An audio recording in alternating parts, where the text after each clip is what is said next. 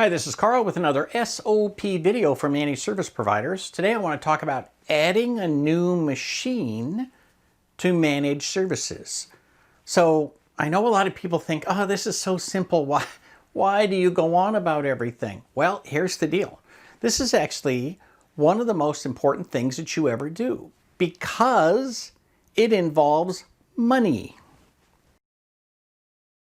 Adding a machine to a client's network will cost you money if you don't manage it properly.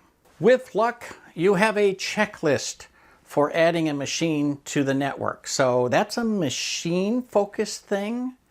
With luck, you have a checklist for adding a user to a network. That's a user-focused thing. So that's two different kinds of documentation. But adding a machine to managed services might involve a new user or an existing user. It might involve a completely new machine being added to the accounting, or it might be replacing an existing machine.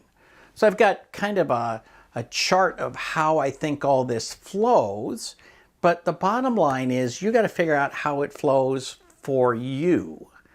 So for us, what we always do is say, look, we're going to take this very logically and in order. So first of all, we're going to create a ticket to add the machine.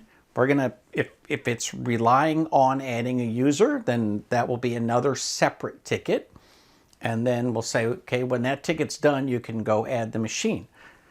The machine can be set up for the most part without any users being involved. You can even set it up, you can go into their offices if you need to or connect to their network remotely, set it up on their network with the right IP addresses on their domain with their Active Directory, Azure Active Directory or local, doesn't matter. And that way, when you put it on somebody's desk, it's pretty straightforward. Here is the part where you can lose money. I personally believe that what you should do is charge for that installation. Now, what we do is we charge them. We basically just flip the switch and say there's one more machine on the network this month. We only sell whole months. So let's say you're, whatever, $100 a machine. Boom, they will get an extra $100 on their bill that month. And you put the machine in place, you move over their profiles, whatever you need to do on the checklist. And then, when it's totally separate thing, when the technician removes the old machine from the network, then they will notch down the number of machines that are under maintenance. But I said those are two separate things. How many times have you seen it where you put in a machine and you say, now you unplug that old machine when you get around to it, and they say, oh, absolutely, we'll do that. And they don't do it for 2 months, 3 months, 4 months, or they repurpose that machine for somebody else in the office for some function they didn't even tell you about.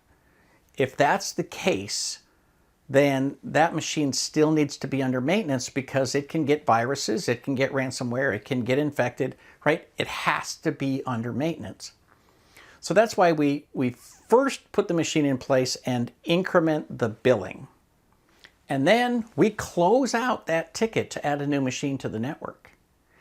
It is a separate ticket to remove the old machine from the network, because that might not happen for a long time. Even a well-intentioned client might just leave that thing plugged in somewhere and nobody's ever using it, but it's sitting on the network, and if it's not being maintained and it's not being updated and the patches, fixes, and updates are not in place, it can become a security hole.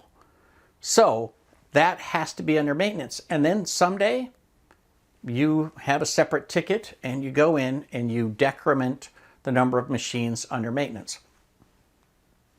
In our business, there is always an overlap of 1 month. And we do this for a couple of reasons. So at a minimum, you've got to charge for one machine for 1 month on the month that you do this. And the first reason for that is because we want to make sure that we don't lose money on that. But the second reason is we don't charge people, the regular setup fee. So for us, we cover the first 3 or 4 hours of setting up a new machine for clients who are putting a new machine on managed services, right? We just sort of actually fold that into the total cost of labor over the course of 3 years that that machine will be in service. And so as a result, we're sure not to lose money on that machine, but we've kind of baked it into the price of setting up and maintaining that machine. But the bottom line is you have to do it in that order. Otherwise, you could have a machine sitting on the client's network for a long time that is causing problems and is not being maintained. So think about exactly how you want that to flow within your business. Build your own diagram about how these things work and follow it.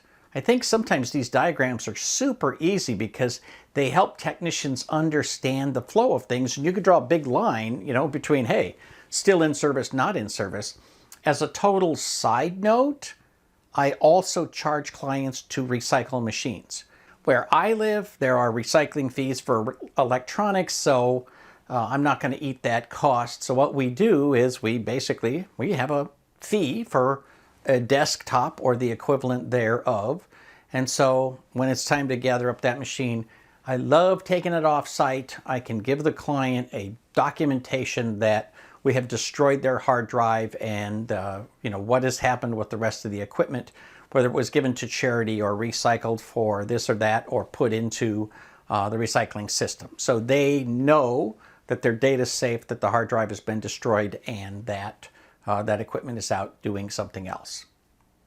So figure out what you want to do, but absolutely have a process. Don't do it differently every time, and have a way that your company does business.